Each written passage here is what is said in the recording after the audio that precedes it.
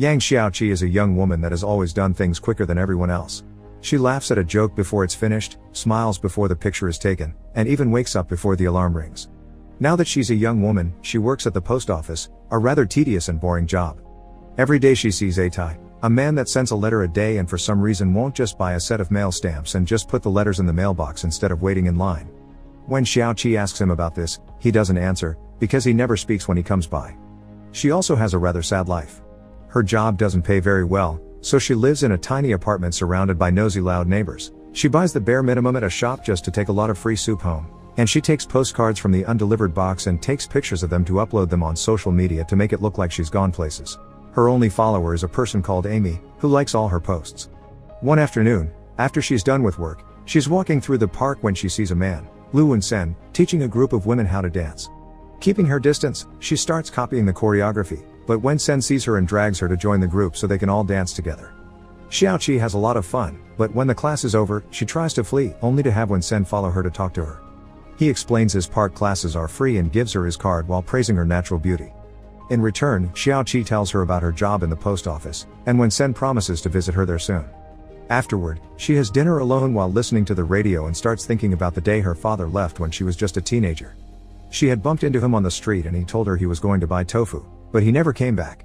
7 months later, they had to move out of the house because they couldn't afford it anymore, and Xiao Chi found among her things a weird key with the number 30A on it that she couldn't remember what it belonged to. Her mom was giving away all of her father's belongings, but Xiao Chi grabbed his radio and kept it to herself. The next day at work, a man tries to cut in line by picking up a number from the floor, but Xiao Chi has seen him and calls him out for it.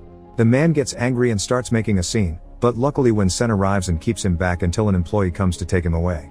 Then, Wensen flirts a bit with Xiao Chi and while pretending to fill in a form, she asks her out by writing the question on a piece of paper. She writes down her answer as well, wondering if they aren't moving too fast, but he thinks her being fast is cute, so they agree to go to the movies tomorrow. She spends the evening listening to the radio and pretending it's Wensen the one singing the love songs for her. The following day, when she takes the bus, he notices a man touching a woman inappropriately, and she takes some pictures for proof. She also notices a man with glasses staring at a chubby girl, and she lets the girl know this to see if maybe they get lucky with each other. Wensen visits her at work again and brings her homemade lunch, which she never gets to have, and she almost cries at how delicious it is. After work, they take a taxi to the movies, and afterward, they chat about their plans for Valentine's Day, which is tomorrow. Xiao Chi explains she's never celebrated it, and Wensen tells him he doesn't have plans either. He used to have a girlfriend that died of leukemia, and nowadays he spends most of his time visiting the orphanage he grew up in. There's one little girl that is in urgent need of a heart transplant, but it's incredibly expensive, so Xiao Chi gets an idea to help. The city is running a teamwork competition during Valentine's Day and the winners get 200,000 in money and a pair of plane tickets.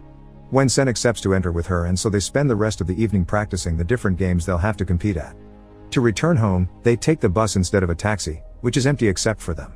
The pair holds hands and even tries to kiss, but at that moment, the bus driver suddenly hits the brakes and makes them flinch, ruining the moment. Back in her apartment, Xiao Chi starts choosing what clothes she'll wear and calls the radio to tell the host all about her Valentine's plans. In the morning, she puts on the cute outfit she prepared and takes the bus, which is quite crowded. There she sees the glasses man and the chubby girl from the day before going on a date together, and next to her sits the creepy man, who is about to touch her chest. But suddenly, Xiao Chi blinks and finds herself in bed again in the morning, still wearing the cute outfit, seeing her skin is red because of sunburn, and finding sand in her shoes. She'll have to think about this later though, because she doesn't want to be late for the competition, so she takes the bus and finds it strangely empty except for a couple of people. When she arrives at her destination, she sees it is also empty, and after asking around, she discovers it's Monday, not Sunday, and Valentine's Day has already passed. Since everyone says it's Monday, Xiao Chi rushes to work, where Atai brings a letter heavier than usual. His face is swollen with a wound, his eye is black and blue, and this time he actually speaks, telling her thanks and goodbye. After work, she goes to the park to see if she can find Wensen, but his students tell her they haven't heard from him. Unaware that the news is reporting various strange occurrences during Valentine's Day like a woman teleporting out of a bus, Xiao Chi goes to the police station to report her missing day, but she isn't taken very seriously. Xiao Chi returns home, where she listens to the radio host talk about lost objects until the power goes out and suddenly, she hears some noises coming from her wardrobe. When she opens it, she finds a guy with a funny tongue, a tail, and reptile goggles that claims to be a gecko. He says geckos are in charge of keeping an eye on the things people lose or forget they have before handing her a box with a bunch of stuff from her childhood, like her first pacifier and a doll, but also a small key with the number 38 on it. When she asks about her dad, who is also lost, the gecko shows her some pictures of him playing chess with a monk in the countryside. Next, she wants to ask about her missing day, but the gecko has had enough and closes shop right before she wakes up, realizing it's all been a dream.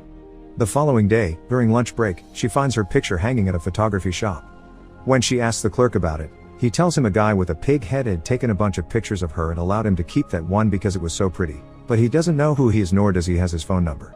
She convinces him to gift her the picture before going back to work, and when a client asks for the key to his P.O. box, she realizes the key she had at home is a P.O. box key. 38 is the number on A-Tai's letters too, and the clerk's description of a pig head matches A-Tai's wounds.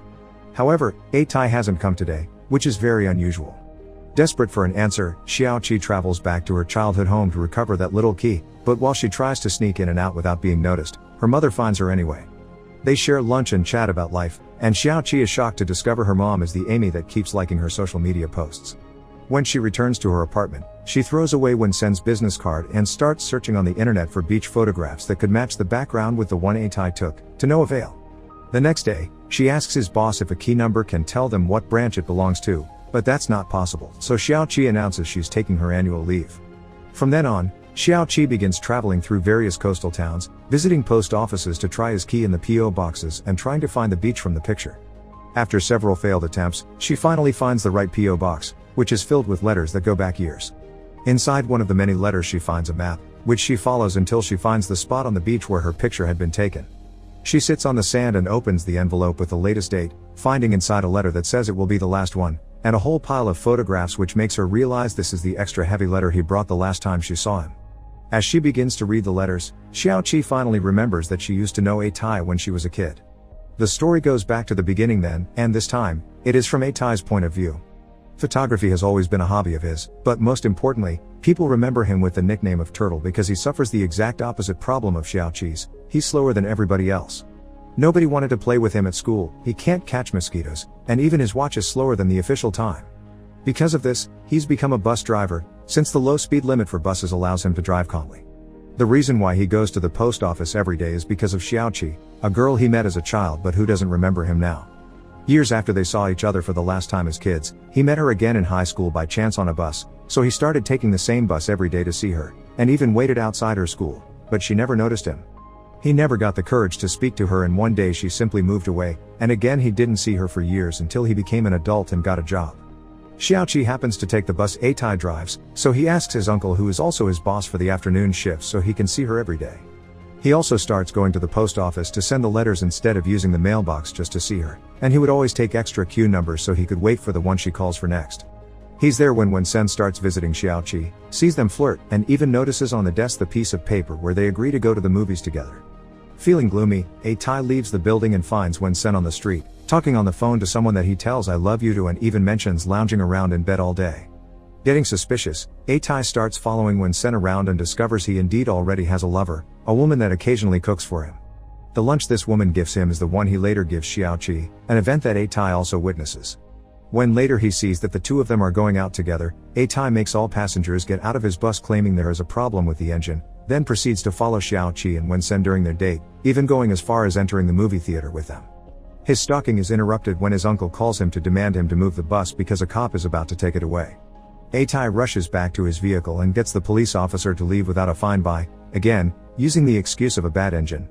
When he sits behind the wheel and gets ready to go, Wen-sen and Xiao Chi suddenly board the bus, since this is the line that takes them home.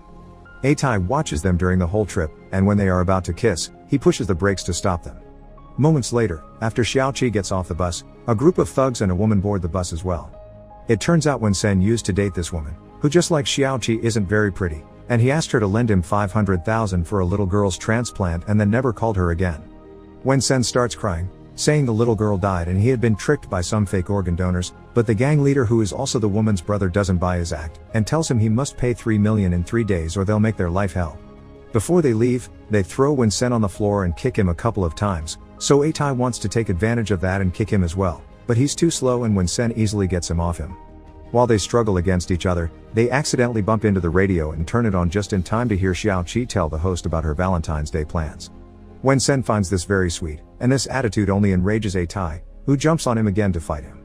This time Wen-sen doesn't hesitate to punch him before getting off the bus, and this explains the state of A-Tai's face the next time he visits Xiao Chi. Before that last visit, however, something strange happens. After the fight with Wen-sen, A-Tai parks the bus and spends the night there, and when he wakes up, he surprises himself by catching a mosquito. He then notices a very particular situation: everything around him is frozen in time. People, animals, even plants and the wind, none of it moves except himself, and his uncle doesn't pick up the phone either. After looking around the street for a while confirming nobody can move or even notice what he's doing, he steals a bicycle from a random guy and uses it to search for Xiao Chi, who is at the bus about to be touched by the creep. A-Tai proceeds to move his hand away, turn every passenger's head toward the windows, and then he takes the driver out of the bus so he can drive it instead, as he promises Xiao Chi to take her somewhere special. Then he starts telling Xiao Chi their childhood story. They met during a special weekend while they both were in Taichung for a holiday, and they both also ended up in a multiple car crash where they got injured and A-Tai lost his parents. Afterward, they also were sent to the same hospital room, where they chatted a lot and bonded while keeping each other company. Since Xiao Chi's injuries weren't as serious as A-Tai's broken leg, she was discharged first, but they promised they would write to each other from then on. A-Tai didn't know where he was going to live at the time, so he gave Xiao Chi one of his father's P.O. box's keys so she could send her letters there. He started to write her often after she left, and once he was discharged, he went to the post office to check the box. He found 2 letters from Xiao Chi, but also all of his, which made him realize she lived too far away to come and pick hers. He never stopped writing her though, even if she never wrote again, because thinking about her and the woman she would become is what helped him to keep going without his parents. A-Tai drives the bus to the town where they met, and takes Xiao Chi's frozen body to the beach, where he makes her pose in various different ways to take a bunch of pictures. They don't start traveling back until the sun starts to set, and in the middle of the road, A-Tai is shocked to find another person that can still move, Xiao Chi's father. After he boards the bus, he explains that this isn't the first time the world has stopped for 24 hours for him. Xiao Chi's father is just like A-Tai, a slow mover, and their lives function kinda like a savings account. Because of interest, time accumulates, and they get an extra day. Xiao Chi, who moves faster, loses one, and for the rest of the people nothing changes, which explains why later in the news they talk about a disappearing girl in the bus. He also confesses that the day he abandoned his family he was actually intending to go to jump off a building, and that's when the world stopped for him. After the 24 hours passed, he decided he couldn't live in such a world, so he left to travel around while taking odd jobs here and there while trying to find himself, which he still hasn't been able to achieve to this day. When the time comes for Xiao Chi's father to get off at his stop, the monk Xiao Chi had seen on the pictures comes to pick him up, and the man asks A-Tai for a favor, to buy for Xiao Chi the tofu he promised 10 years ago. A-Tai promises he will after taking a picture of Xiao Chi and her father together. Afterward, he takes Xiao Chi back to her apartment, where he puts her down on her bed and, after failing a couple of times at kissing her lips, he kisses her forehead instead. He also draws the map and writes the last letter that he'd send later in the heavier envelope before leaving.